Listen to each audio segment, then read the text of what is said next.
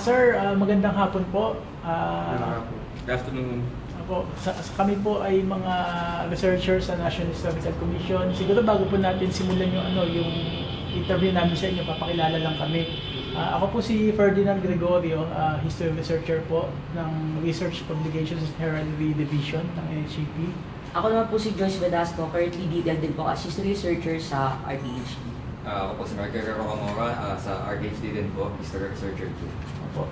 So, yan sir, kaya namin kayo inibitahan dito sa Museo El Deposito for an interview kasi yun, aware naman tayo lahat na August 21, Ninoy Aquino Day, holiday. Yeah. So, isa to sa mga parang malalaking event na ng NHCP, yung commemorate yung ni Ninoy.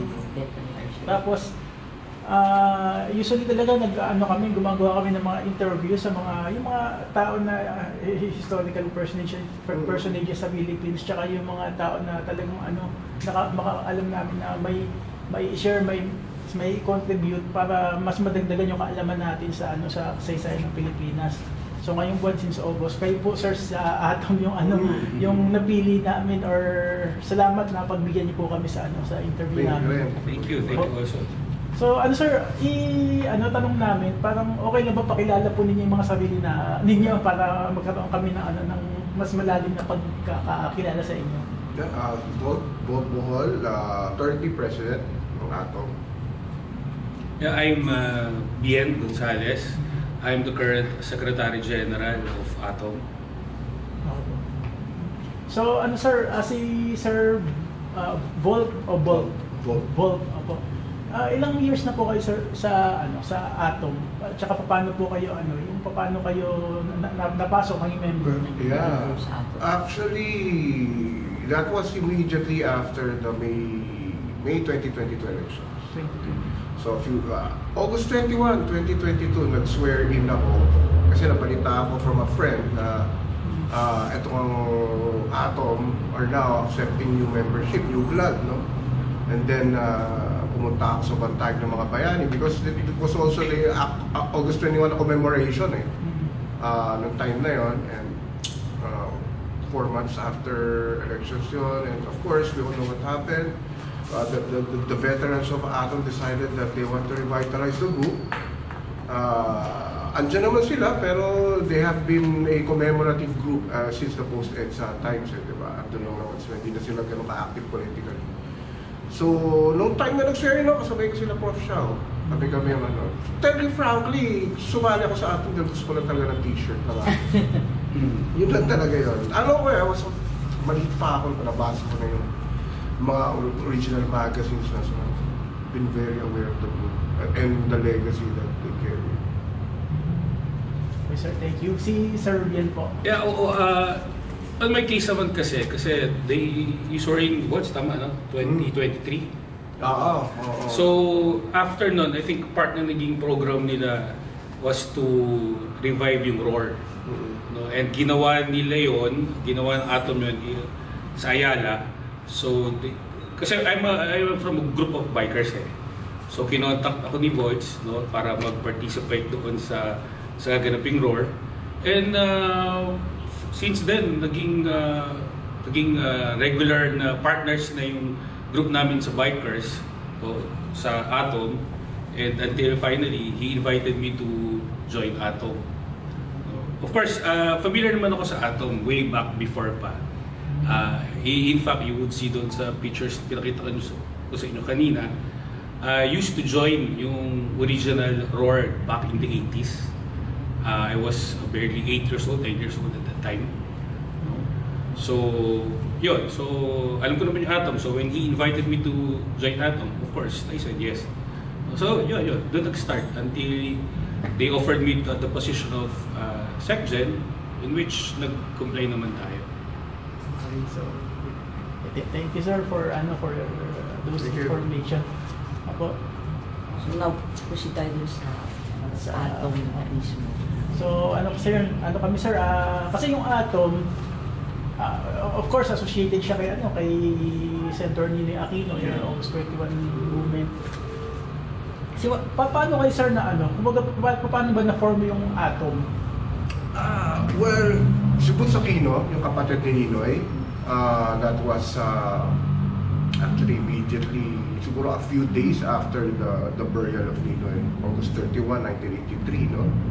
And yung formal talaga na formation nangyari September 1983. And it was the idea of Boots Aquino, kapatid nga ni Ninoy, August 21 movement ang pinangalan niya.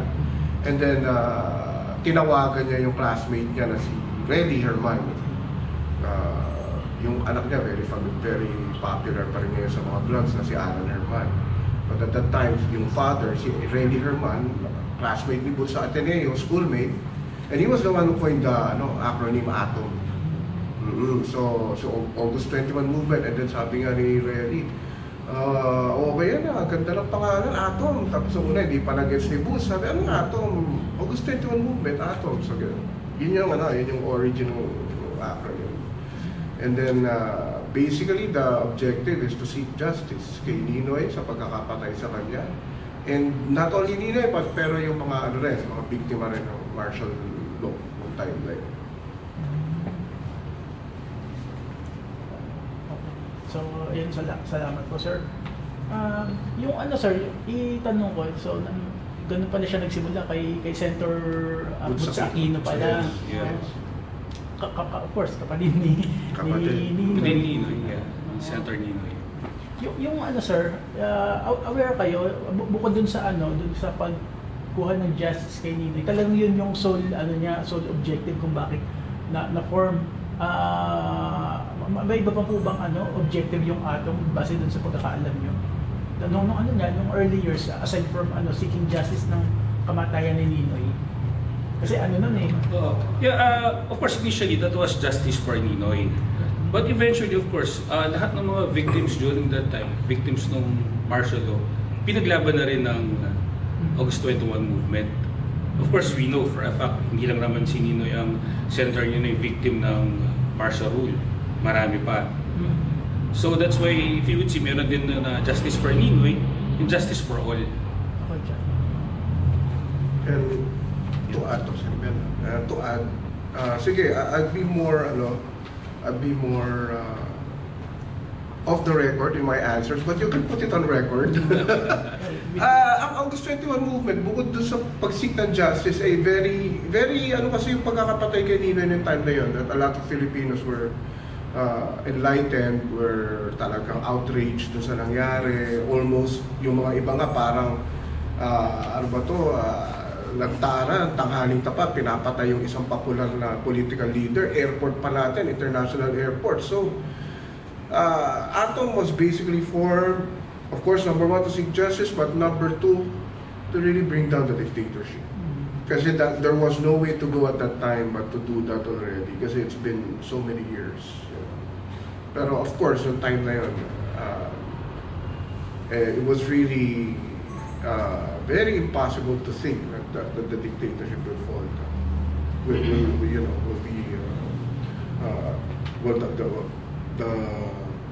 The system that was put in place by the President Marcos on time na yun, has been more than a decade already, 15-16 years of martial rule.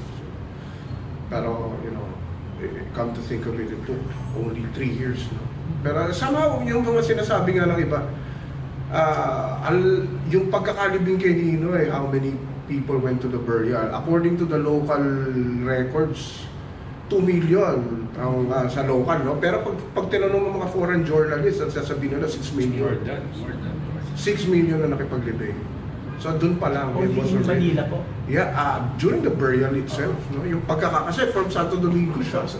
Yeah, di ba, yung kabaho niya, dinala sa nilakad yun, papuntang, of course, saka may sasakyan naman yung coffin. It was brought to Parañaque, Manila Memorial.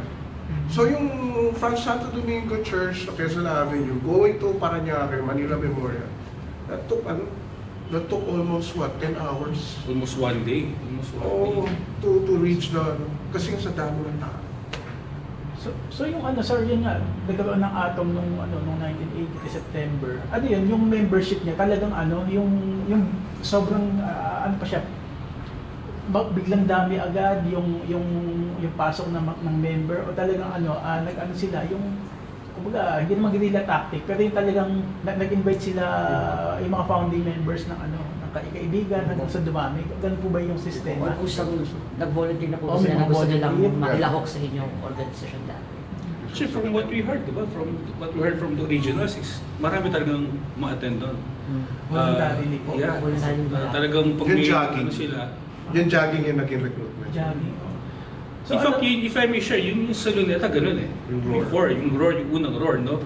Kasi I remember it very vividly, mag-start yun sa Luneta. So, Luneta Grandstand.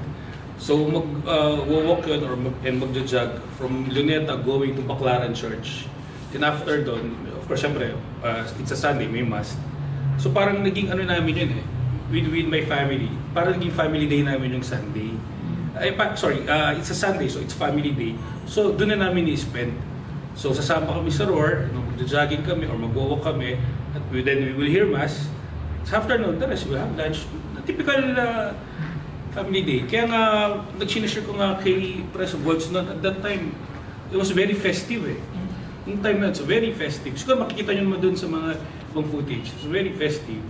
And of course, for me, back then, for an 8-year-old child, of course, wala pa akong masyadong alam nun.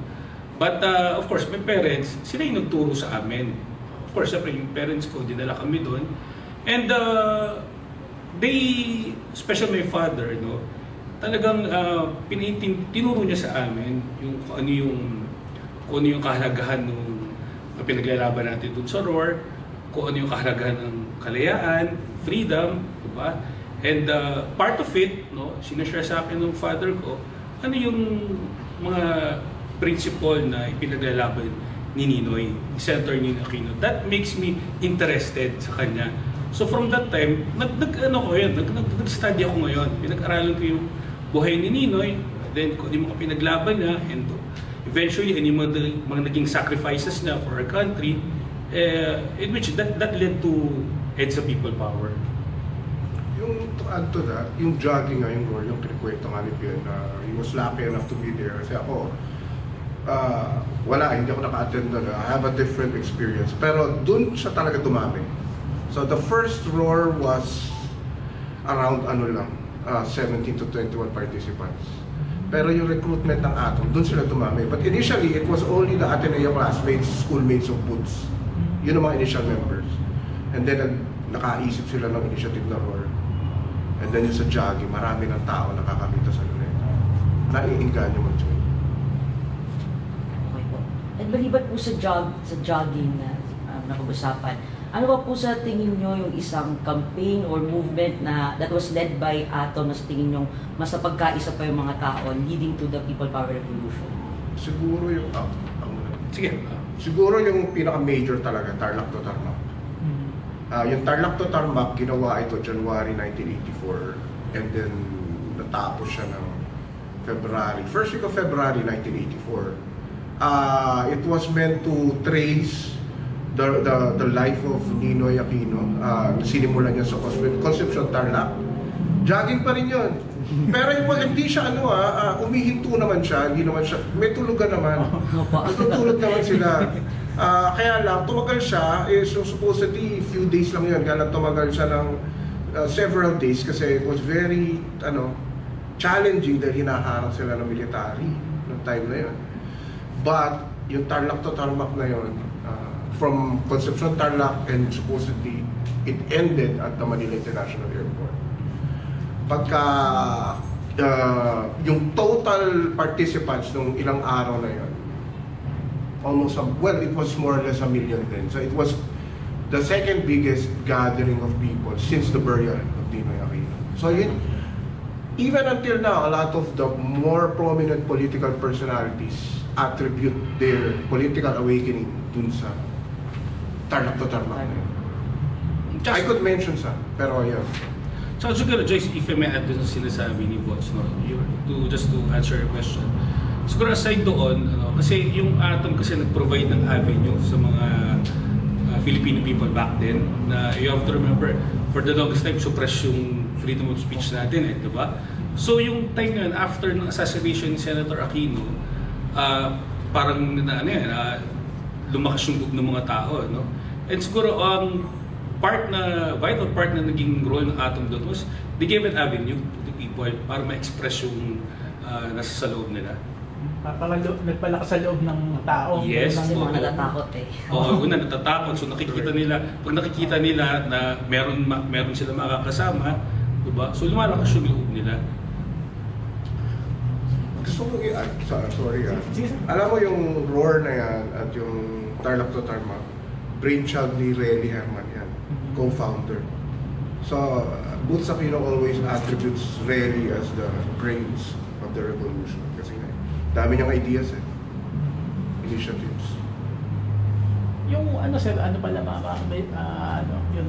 So namin kumbaga na-inform kami kung paano talaga nagsimula yung Atom. Tsaka yung membership nga kasi parang blanco sa amin yun paano kayo yung dumami. Kasi hanggang ngayon ang Atom, sabi ko nga sa yung kwentuhan natin kanina, very active ulit recently.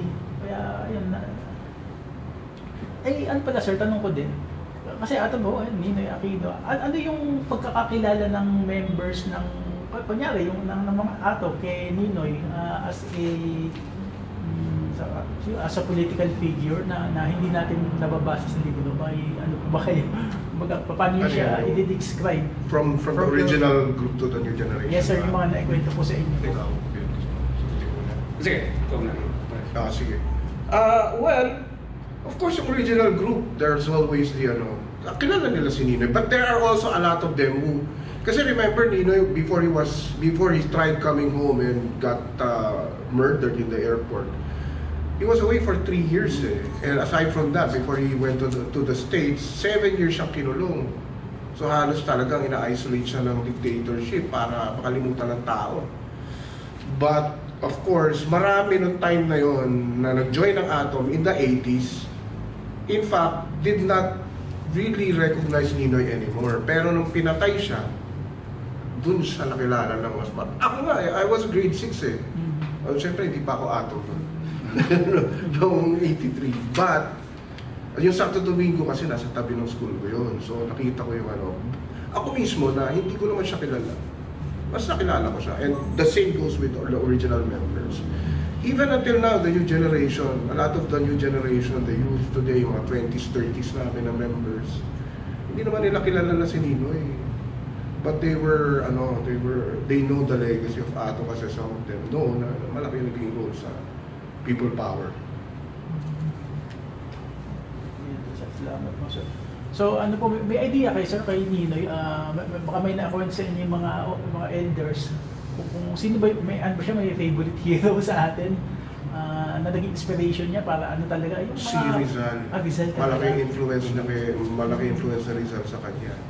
In fact, meron siyang libro na yung libro niya yung Testament for Prisons.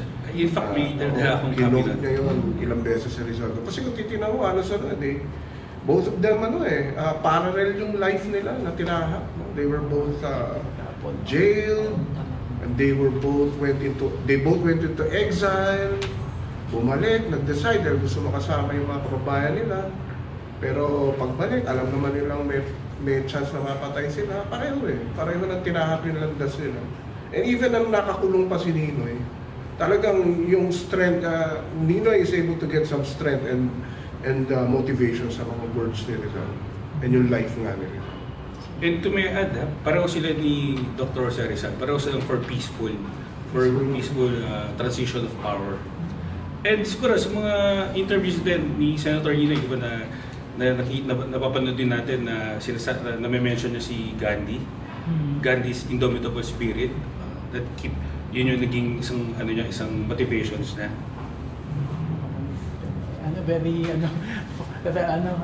Hindi namin alam yung na yan. Rizal pa lang. Questions? And in connection pa rin po kay Ninoy, sa tingin niyo po, paano talaga naka-apekto yung assassination ni Senator Ninoy dun sa political climate at that time, dun sa mga hinanakit or pagtutol ng public dun sa government at that time? Malaki kasi in fact, nung pinatay siya nung una, hindi naman siya nilagay kaagad yung body niya sa Santo Domingo. Nasa bahay lang. Yung bahay nila sa Times Street sa Quezon City, bungalow lang yun It was renovated later on, again, 2-story. nandun lang sa sala. And kasi, hindi naman nila expect na dadalawin si Ninoy. Kasi alam nila takot yung mga tao. They weren't expecting na people will line up. Pero dahil everyday tumadami, wala silang choice but to bring his body to a much bigger place. So nung tumami na sa Santo Domingo Church yung dumadalo, I think doon na wala yung takot ng tao. Kasi na-realize ng tao na yun nga yung sumikat na, na saying na hindi ka nag-iisa. Hindi lang naman kay Ninoy address yun, but it is also addressed to every Filipino ng panahon yun. So doon nalaman ng bawat Pilipino na hindi pala tayo nag-iisa. Marami pala tayo. Siguro, Sorry, cut lang.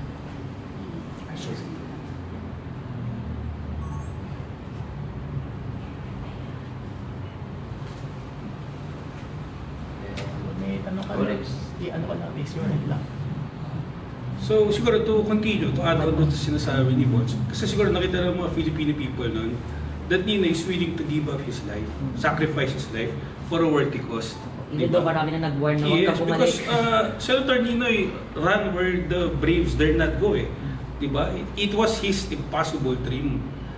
So if yun yung siguro naging impact na sa mga Filipino people back then.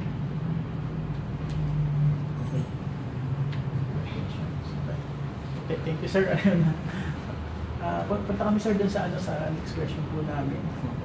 Nung ano, sir, nung na-organize yung atom, okay na, sir, kung makapagbigay ng sample, ano po yung mga malalaking kilos protesta, demonstrations na nalahukan ng atom during the early 80s? Yun nga, yung sinimula nila yung ROAR, yun yung major, and then yung Tarlac to Tarmac, and then may bukod doon, meron pa sila yung Lakbayan na tinatawag. Yung, broad, hindi lang atom yun, but they were the ones that, they are the lead organizers. Yung Lakbayan, mas malayo yun, papuntang norte naman yung nilakad nila, ginagi nila. Pag nakakita kayo ng mga pictures nila nung panahon na yun, makikita nyo talaga naka-short sila. Mga pan-joggers talaga yun dati. Hindi kasi may reason yun eh, kasi nung time na yun, delikado ng protesta eh. Alam mo yun, kaya parang ang nila doon, it was a initiative na medyo unique. Kasi nga, nagja-jogging lang naman kami, parang gano'n. Gano'n yung kaya alam, di ba, just the same, hinaharap pa rin. So, pero doon pumapasok nga yung magandang leadership ni Boots noong time na yun that is able to really negotiate well. Magaling na negotiator si Boots with the authorities. And first to add, yung People Power itself, Atom was one of the very first groups na pumunta sa EDSA at that time. Ayo. Tingnan sa Isitan. Isitan ko ba? Yung sir, yung sa Isitan, pwede nyo share sa amin, ba't nga ba I mean, Isitan, bakit doon, yung napili venue, tsaka yung istorya po doon. Sige. Okay, sige. Nung gabi ng February 22, ay may birthday party yung mga Atom members at birthday ng isang executive, si Mildred Juan. Hopefully ma-interview niyo siya.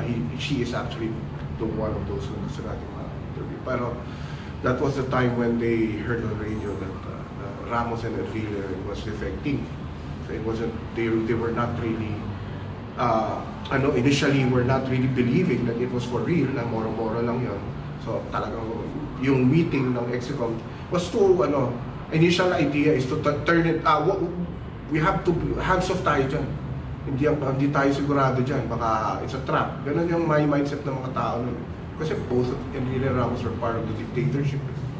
So, but eventually, Boots believed na, there's something about this. So he went to Krame, talked to Ramos and Enrile, and then that's when he decided na they are for real. So he went out on radio, sa Radio Veritas, and nanawagan siya sa Isitan. Bakit Isitan? Kasi before, nung 1986, yung mga previous na mga rallies, almost weekly rallies yan after nung kay Ninoy Almost weekly may rally yan. Halos, hindi lang weekly, minsan almost every other day. And hindi lang Atom. But Atom is always on the streets, pero marami nga. Madalas, Cubao. Sa Aurora Boulevard. Marami silang pictures doon at doon lagi yung kanilang mobilizations, Marshall Anniversary, Ninoy Aquino, So doon nila ginagawa. Kaya nung gabi ng February 22, the first day of the EDSA Revolution, doon yung unang naisip nila Boots na pumunta tayong Isitan at magtawag tayo. Kasi doon usually ang kanilang initial gathering. So from Isitan, I think Naglakad sila. Naglakad sila. Papuntang EDSA na diretso na ng Karami. Initially yung Isitan, ano lang ang pumunta nun, 17 na. 17 persons lang yun. First Nung night. gabi na yun, tapos 11 p.m. gabi na kasi, sino ba naman lalabas, di ba? Let's not forget, wala pang social media noon. So it was only the radio, di ba? Pero, habang nagmamarcha, of course, ito yung madalas nakakalimutan na lahat. It was really Boots Aquino came out on radio first, ahead of Cardinal C. Pero, Cardinal C was just, konti lang pagitan. Kasi nag-uusap naman sila behind the scenes.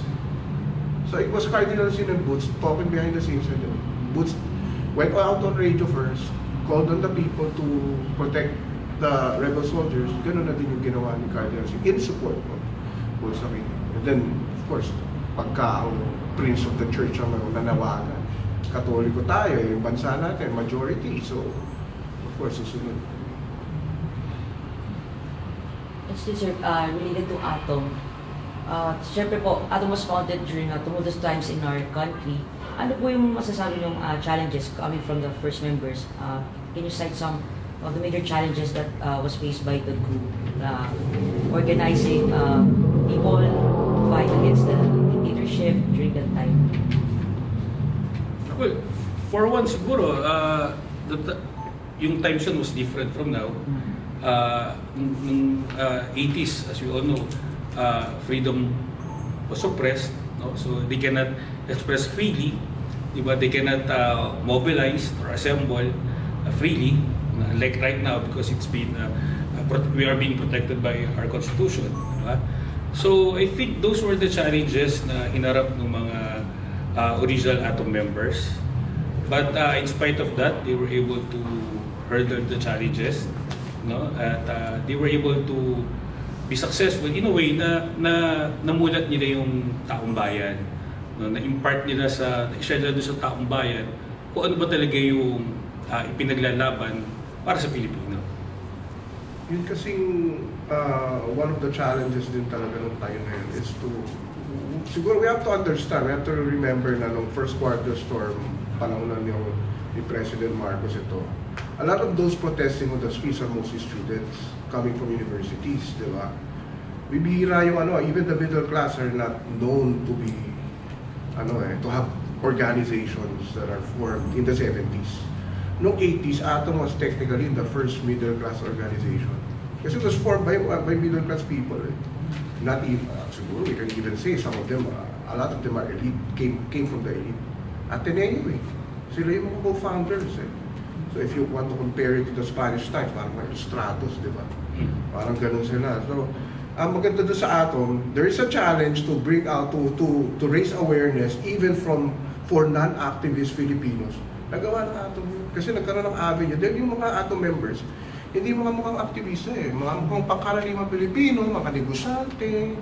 Professional. Yeah, in fact, they will go to the streets wearing long sleeves. Sa Makati nga madalas yung mga protest nila. Ayala Avenue. Kaya yung support ng business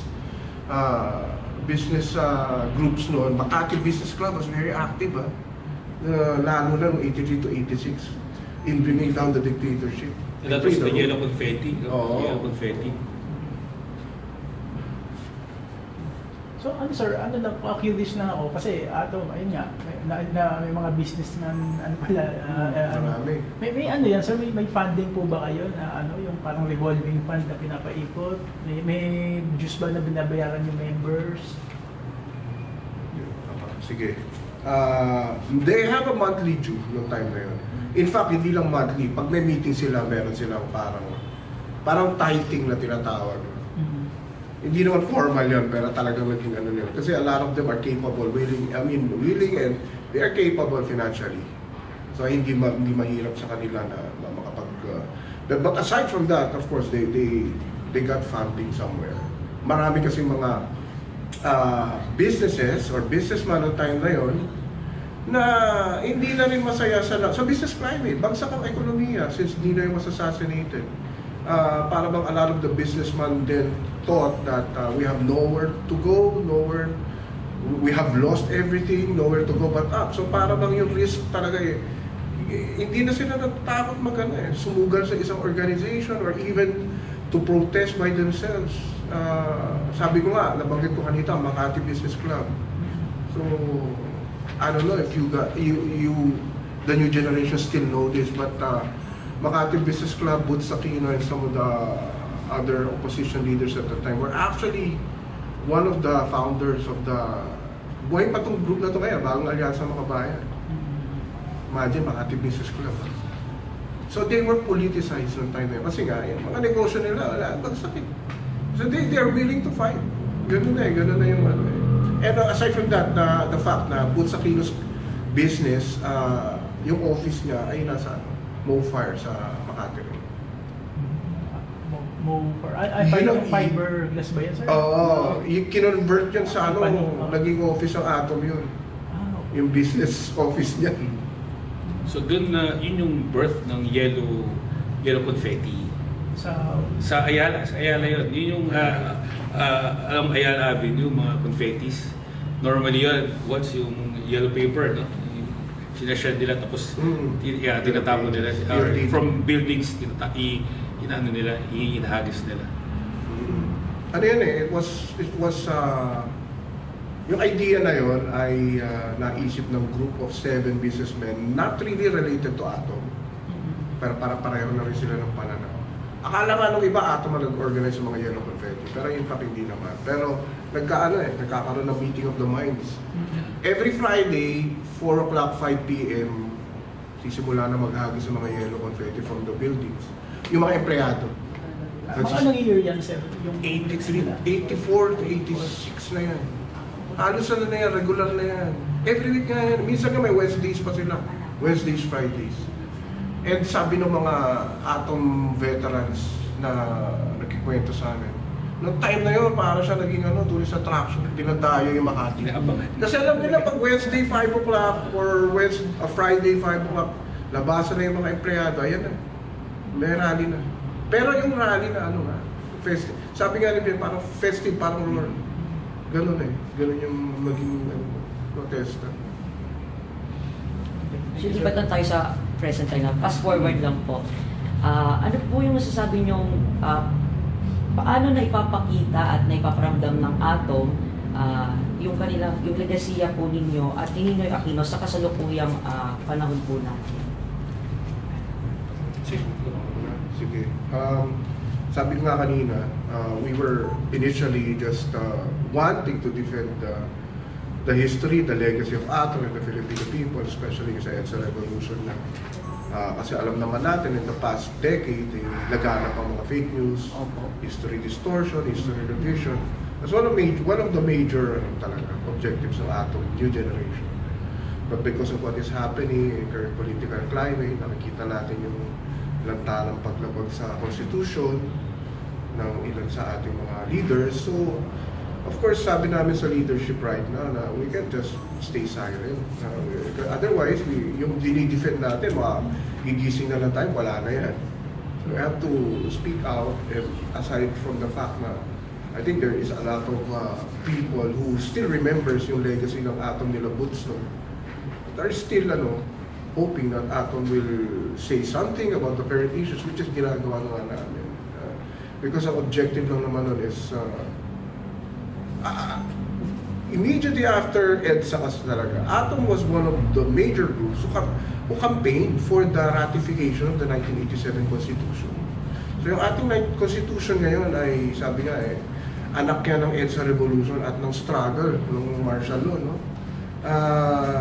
And yung Constitution o espiritu ng Constitution na yan ay to prevent another oppressive leader or government in the future. Yun ang espiritu niya. Now, every time nakakakita kami ng mga ganyan na leaders sa present conditions natin, of course, we want to defend the Constitution. Especially may mga charter changes na attempts in the past few years. That is also important for us to reject. As much as we don't want to be too political, we have no choice.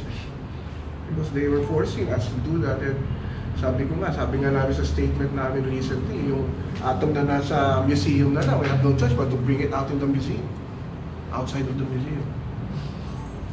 Also to add, of course, we are against revisionism, historical revisionism, diba? And we feel among ourselves yung responsibility namin, no, to continue kung ano yung simula ng atom, which is of course number one, to defend our freedom, kasi we have to remember this freedom that we enjoy today is not free. Why? Because generations before us fight for it, some other even offered, sacrificed their lives, just for us to enjoy this freedom na tinatawag natin. So that's number one. And number two, of course, na-mention din ni President kanina, Atom is now trying to become more participative, no, sa mga nangyayari sa atin, sa nangyayari sa bayan natin. Because at the end, the result naman nito is, of course, we are really hoping and looking what is the best for our country. Of course, for our children's children and for the next generations. Can you give your particular examples on how you appeal to younger generations these days? Any campaign that you do wherein you can involve young people? Yeah, right now, if I may share, no? Right now kasi among our subcommittees, we have the Education Committee, which I'm also part of it. Of course, we have may head kami for the Education Committee. So doon, kasi we were surprised din, yung mga Gen Z ngayon, yung mga millennials, ibas kanila pupunta. Of course, they know who's Ninoy, diba? They know what's Atom. Meron silang idea what was people power. But of course, iba pa rin yung mas deeper yung understanding nila doon. So yun yung aim namin doon sa educational, to teach further yung lessons of history. That's one. And to our surprise, maraming mga millennials and Gen Zs that are interested. So, to answer your question, Joyce, we are planning to partner with schools, universities, no, para mas ma-enhance natin o mas ma-impart natin sa kanila yung the real lessons of history. That's it. We get invites na rin every anniversary.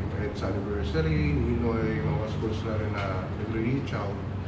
Nakakapunta naman kami and we're able to educate them. Talaga ano kayo sir, yung nagpupunta kayo sa mga school to teach, sa nila-imbitahan po kayo? Oo, meron silang mga program din, yung mga student councils ng mga schools. Nice to hear. Ilan na rin na ganun. In hindsight po sir, kasi malaking event po ang of national relevance po ang People Power Revolution.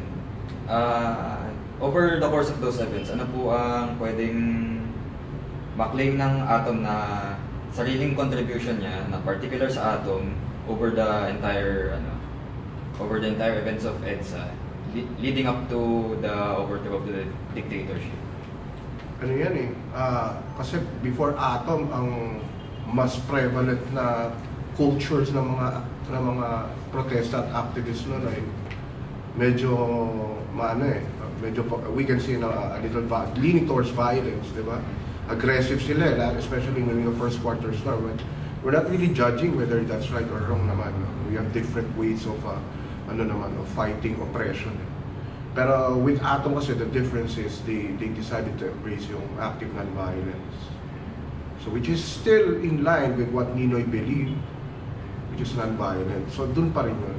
Boots Aquino embrace that for the group, and meron minsan mga mobilizations.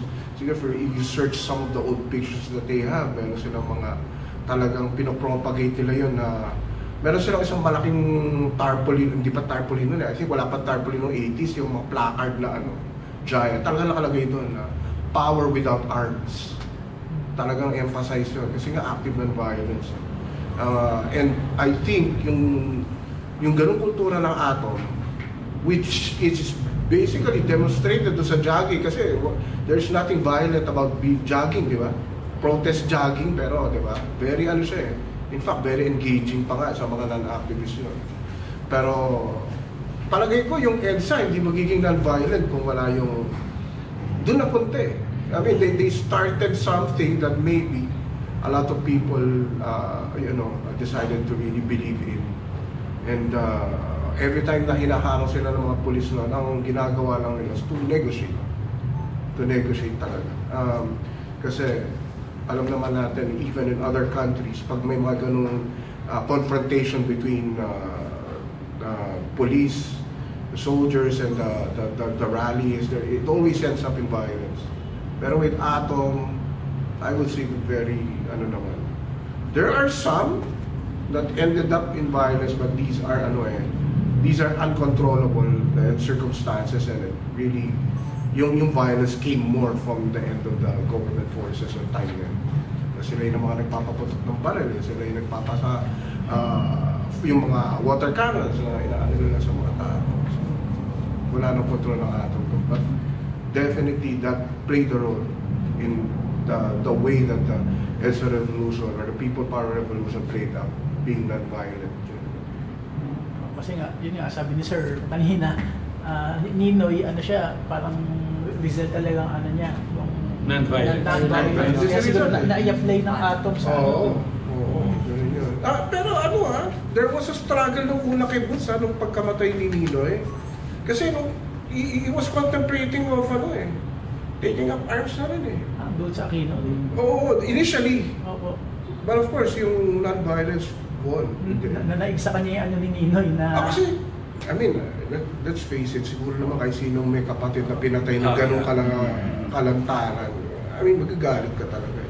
And it wasn't really uncommon nung panahon na yun to take up arms. Maraming mga Pilipino na hindi naman talaga radikal, ayun na, naiisip na lang kasi mga desperado na. Any more questions? Hindi. Kasi isa na lang. Yung Pang-closing na lang siguro. Pang-closing na lang.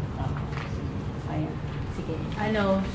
How would you say Atom influenced your life? Or how did Atom influence your values, your choices that you have been making as you journey through life?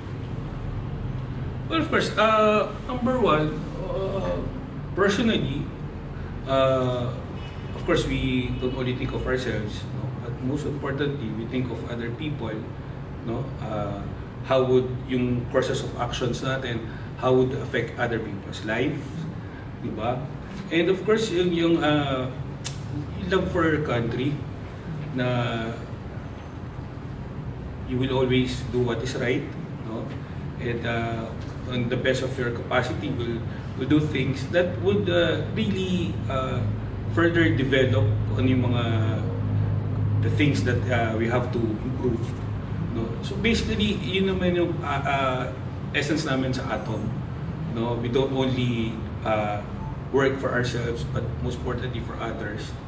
And to uphold yung lessons of history, because as the saying goes, a history a nation who does not learn from its history, it's bound to repeat itself.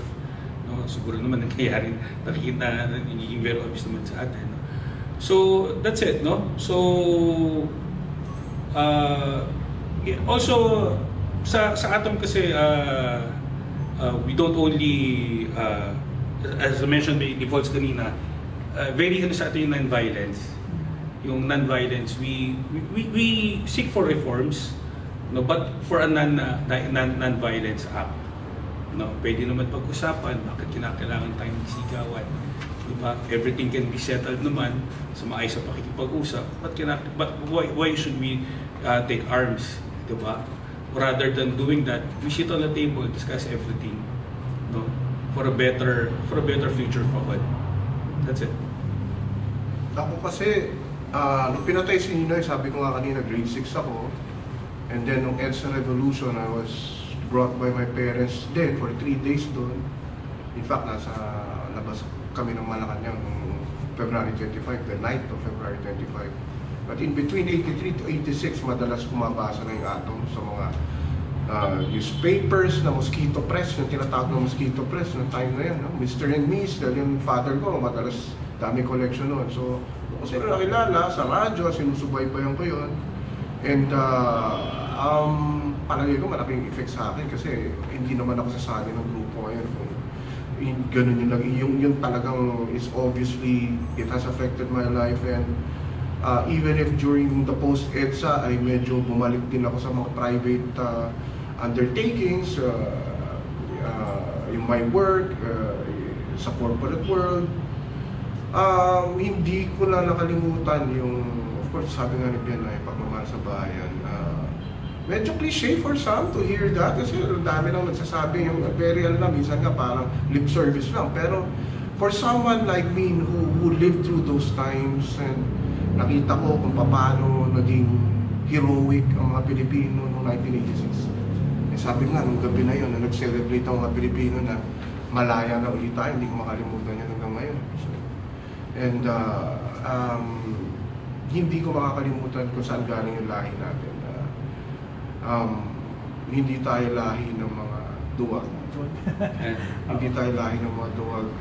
Nasa dugo natin yung pagmamahal sa kapwa Pilipino at saka sa bayan. So if I may add, don't get us wrong, of course, none of us has the monopoly for the love of our country. We have our own ways, our own means how to show. It's just, yung sa amin, ito yung avenue wherein we can serve our country, serve our people. Diba? Kasi basically, Atom is a voluntary group eh. So dito na we do things without waiting for any return. You try to imagine if these values matuturo natin dun sa next generations, di ba? Baka we would have better public servants in the future, di ba? Baka we will have baka in the future makita natin yung hinahanap natin ng mga local officials or national elective yung mga uupo dun sa mga national elective post, di ba? So that's it. Thank you. Ano may inspire ka sa mga yung mga members din namin ng mga bata and the others. Sabi nga ni Ben, walang bayan, minsan abonado pa kami. Di ba? Wala eh. So, minsan, you just have to, parang minsan ka niisip ko, how are we able to do that? And not only us, but our members, di ba? So, siguro, ganun yung effect sa amin lahat. Okay, sir. To close po, as part of Atom, what is your message? What's the message that you want to impart to the youth? Sir. Siguro, yun nga, sabi ko nga kanina na know your race, know where you came from. Importante yun kasi sabi nga ni Rizal look towards the future with memories of the past. Alam mo kung ano ang gagawin mo kahit ano man ang kaharapin mo ngayong present time by looking at the past. By looking where your race came from, where your blood came from. Sabi ko nga na ang Pilipino ay likas na likas na hindi naman talaga violente yan. Kung may mga Pilipinong nagiging violent, it wasn't really their fault entirely. They are forced by circumstances, pero very peace-loving tayo. But at the same time, we can, even if we are peace-loving, we can still do something. Wag lang po tayong basta-basta tatanggapin natin kung ano man yung nangyayari sa atin. Maybe now and even in the future, because you have a role to play and you can do something, we can do something as a people pag nagsama-sama tayo.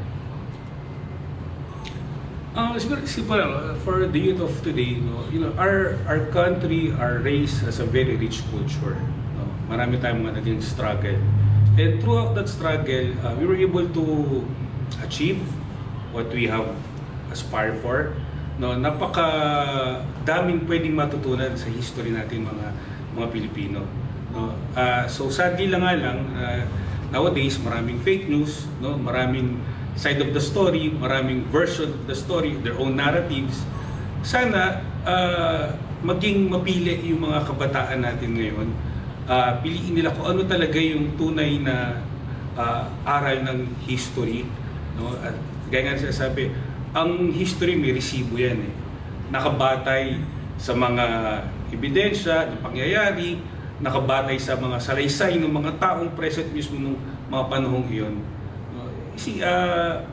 we never lose hope on our Filipino youth that they would really do things that would be better for our country.